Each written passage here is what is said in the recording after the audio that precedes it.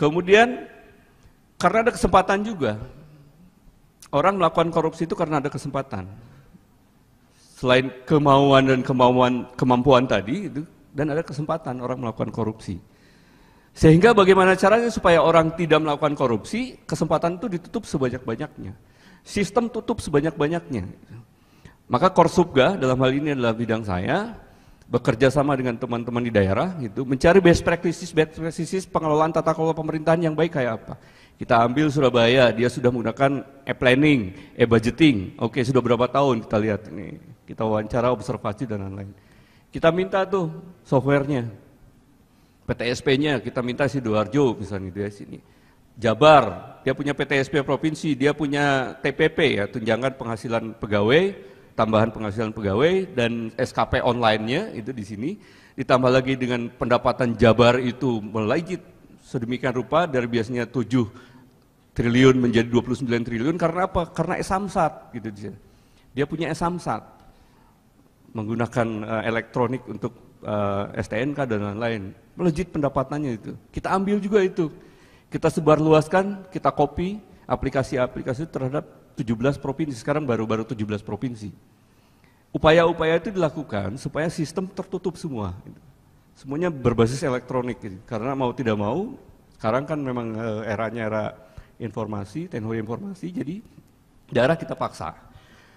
Kita kopikan supaya mereka tidak bikin proyek lagi. Kalau hanya anjuran, kalau kita bikin surat, misalkan, silahkan daerah supaya berbasis elektronik. Oh jadi proyek lagi mereka, bikin proyek lagi, tambah gede lagi gitu kan ya ini ya. Ya itu berarti kita mendorong mereka melakukan korupsi. Makanya KPK melalui Korsubga ini nggak begitu caranya. Kita datengin daerahnya, kita observasi, kita cek dan lain-lain gitu di sini. Oke, kita ambil, kita copy itu. Kemudian para programmer dari masing-masing daerah kita panggil workshop di sana, belajar memodifikasi coding-codingnya kayak apa supaya bisa dimodifikasi dan seterusnya dan seterusnya. Dan sudah berhasil beberapa daerah. Sumut misalkan, ngambil dari Surabaya, e-planningnya. Sekarang Sumut sudah mengembangkan namanya e-Sumut, gitu, musrenbangnya Sumut. Dengan memodifikasi dari apa yang Surabaya. Kemudian juga Binjai, demikian juga. Kemudian daerah-daerah lain akan terus bertambah begitu di situ. Nah, ini untuk menutupi sistem tadi. Seperti itu. Yang ketiga, kenapa orang melakukan korupsi? Karena membenarkan, mencari pembenaran gitu di situ. Kenapa kamu melakukan korupsi? Wajar dong, saya sudah bekerja puluhan tahun di sini, masa saya cuma ngambil segitu aja saya disebut korupsi? Mencari pembenaran gitu kan sini. Tetap aja korupsi kan gitu kan sini. Saya sudah berprestasi kayak gini nggak ada perhatian dari pimpinan saya gitu kan ya ini. Saya sudah bikin modul ini kalau dosen-dosen ini biasanya. Sudah modul ini nggak ada perhatian sama sekali. Wajar dong kalau saya ngejual ini ke mahasiswa dan seterusnya. Hal-hal itu bisa menjadi pembenaran bagi mereka yang melakukan korupsi. Walaupun tetap aja korupsi gitu ya di sini ya ini. Oke. Next. Biaya korupsi, sekarang kita bicara biaya korupsi di sini. Biaya korupsi itu ada yang eksplisit, ada yang implisit. Eksplisit artinya yang terlihat. Orang korupsi 200 juta, dikembalikan ke negara 200 juta, itu eksplisitnya. Implisitnya banyak sekali sebetulnya. Orang karena tadi, saya katakan salah satu jembatan tadi, karena dia melakukan korupsi 200 juta tadi, itu di sini, maka biaya yang seharusnya tidak timbul menjadi timbul. Harusnya perekonomian maju, tidak maju kan gitu kan sini. Dan itu biaya-biaya yang harus diterima juga oleh kita. Belum lagi biaya-biaya operasional dalam melakukan penangkapan, penyelidikan dan seterusnya. Belum lagi kalau dia di penjara, negara harus membiayai dia juga kan gitu kan sini ya. Ini. Makanya usulan kita sebetulnya, usulan kita kepada aparat penegak hukum yang lainnya untuk korupsi-korupsi yang kecil-kecil gitu, apalagi sekarang dana desa yang cukup besar, 600 juta per desa. Tapi korupsinya mungkin hanya 20 juta, 50 juta kayak gitu. Gak usah lah masuk ke pengadilan menurut saya gitu kan ini. Udah itu selesaikan saja di situ, kembalikan uangnya, sanksi administrasi kasih. Sebab kalau itu dibawa ke pengadilan, 20 juta tadi dibawa ke pengadilan, biaya pengadilannya berapa? Bayar ininya berapa? Nanti kalau dia di penjara 3 tahun, negara harus bayar 3 tahun makan dia. Kosnya itu lebih besar daripada nilai yang 20 juta tadi gitu. Maka usulannya adalah dari kita, udahlah kalau yang kecil-kecil kayak gitu, selesaikan saja di situ, musyawarahkan dengan, kalau di desa misalnya, musyawarahkan, kembalikan uangnya, gitu di situ, lalu orang itu kasih sanksi administrasi, catat, gitu kan, blacklist, kan gitu kan. Mungkin itu lebih efektif dibandingkan kalau semuanya harus ke pengadilan juga agak rumit, gitu kan di situ ya ini. Ya ini. Kemudian sekarang kita lihat apa itu korupsi. Tadi sudah sama Pak Bibit sudah banyak disinggung juga. Hanya saya ini sedikit aja. Next. Di KPK sendiri lewat undang-undangnya tadi ada 7 jenis korupsi. Dari 7 jenis korupsi ini hanya 1 yang berhubungan dengan kerugian negara. Lainnya itu berhubungan dengan sikap perilaku seseorang. 1 hanya berhubungan dengan tadi kerugian negara, sisanya itu sikap dan perilaku. Orang menyuap itu kan sikap, perilaku gitu kan. Orang menerima gratifikasi itu sikap dan perilaku. Kemudian dia berlaku curang dan itu sikap dan perilaku. Mungkin tidak merugikan negara tapi kelakuannya itu perilaku yang tadi.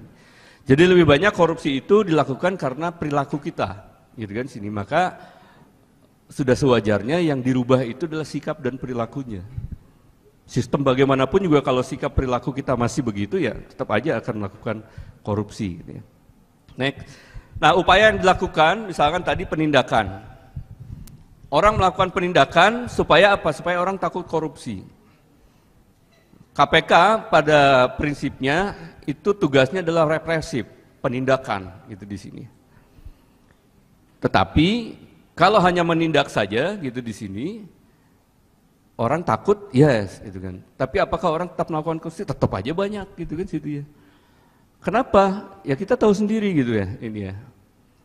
KPK tadi Pak Bibit misalnya tadi mengatakan bahwa kita tuntut semaksimal mungkin, oke, kita tuntut 18 tahun, maksimal 18, kita tuntut 18 tahun, plak gitu di situ. Lalu si hakim sepakat dengan kita, kasih 18 tahun, plak, makan 18 tahun. Tapi apa yang terjadi? Baru 6 tahun sudah keluar Pak, dapat remisi, dapat ini, dapat 6 tahun sudah keluar tuh.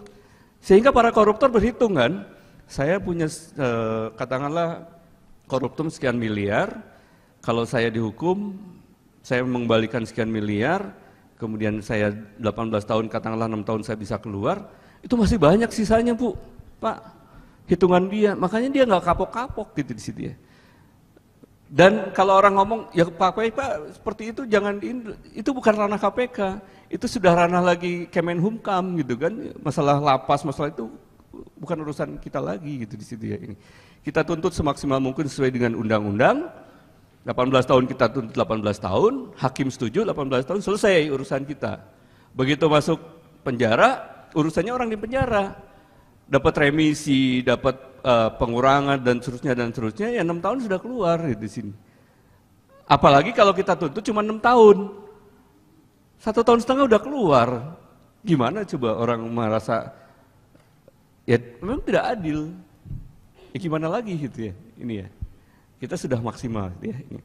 Oleh sebab itu, kita melakukan pencegahan, gitu kan, ya. Pencegahan ke semua lini. Dari mulai usia dini, PAUD itu mungkin tidak pernah ditayangkan ya oleh media gitu. Para pimpinan kita sejak zaman Pak Abraham Samad itu, pimpinan itu sering mendongeng gitu kan di PAUD itu. Cuman nggak pernah diliput aja gitu ya. Masuk SMP, SMA, perguruan tinggi gitu kan di situ ya ini. Kita masukin semua pencegahan-pencegahan itu. Termasuk kalau tadi Pak Wiyut dengan ibu-ibu kita sudah masuk. Kita punya program dengan kerjasama dengan Australia yang namanya SPAC. Saya perempuan anti korupsi gitu kan ya situ ya ini. Ada juga teman-teman yang lain yang PK, perempuan perempuan kepala rumah tangga. Itu juga sama anti korupsi dua-duanya dan lain-lain banyak juga di sini ya. Jadi kita sudah coba masuk ke sana. Kemudian pendidikan dan peran serta masyarakat harapannya adalah kalau sudah ada pendidikan kepada masyarakat dan lain-lain, orang tidak akan mau melakukan korupsi, kan gitu aja. Gampangnya itu kan ya ini. Dengan represif tadi orang takut melakukan korupsi, dengan pencegahan orang menjadi tidak korupsi, kemudian dengan pendidikan dan pelayanan masyarakat, maka tidak akan melakukan korupsi di sini. Bapak dan Ibu sekalian, sebenarnya gampang kita melihat bagaimana posisi kita di dunia ini mengenai pemberantasan korupsi. Kita lihat di sini, ya, indeks persepsi korupsi di situ tahun ini Indonesia di 36. KPK mencanangkan tahun 2019 itu 50 nilainya. Walaupun setiap tahun cuma naik paling 22 gitu kan ya, tapi pimpinan sekarang optimis. 2019 harus 50. Upaya-upaya yang harus kita lakukan apa? Kita punya roadmap-nya dan khususnya untuk mencapai 50 itu seperti apa. Walaupun memang indeks persepsi korupsi ini bukan hanya ditentukan